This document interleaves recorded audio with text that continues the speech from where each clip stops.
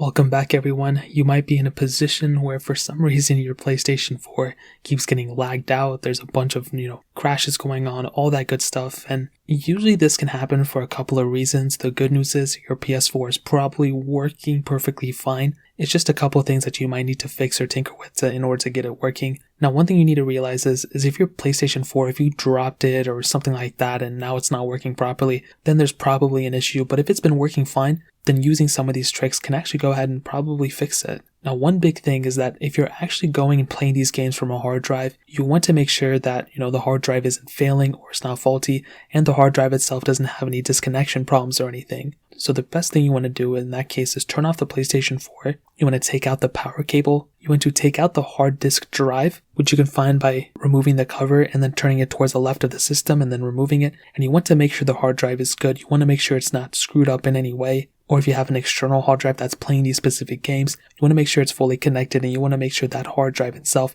does not have any issues either. So at that point, that's kind of a hardware thing. It's pretty self-explanatory. You might be in a case where that's fixed at that point. If so, then you're set. If not, you might be better off trying to rebuild the PlayStation 4's database. And what this means is that, sometimes a lot of files can get everywhere and basically the database within the PS4 can get corrupt, and it might be best if you rebuild it. So you can go ahead and turn off your PlayStation 4. You want to go ahead and put it into safe mode, which you can get there by holding down the power button until you hear 2 beeps or 2 sounds or whatever. And then once you hear that second beep, you want to let go of the PlayStation 4 power button and you want to connect your PlayStation 4 controller within the USB on your PlayStation 4, and you want to scroll down to the option where it says rebuild database, and from there it'll go ahead and see if there's an issue. If there is, it'll fix it. If not, it's probably just going to go through the process anyway, and from there you'll come back to your home screen, or you'll be given the option to go back to your home screen, and from there you should be good. If not, you can go ahead and try actually freeing up some disk space. Sometimes if you have a hard drive or SSD or whatever that's taking up a lot of space and you have very little storage left on your device,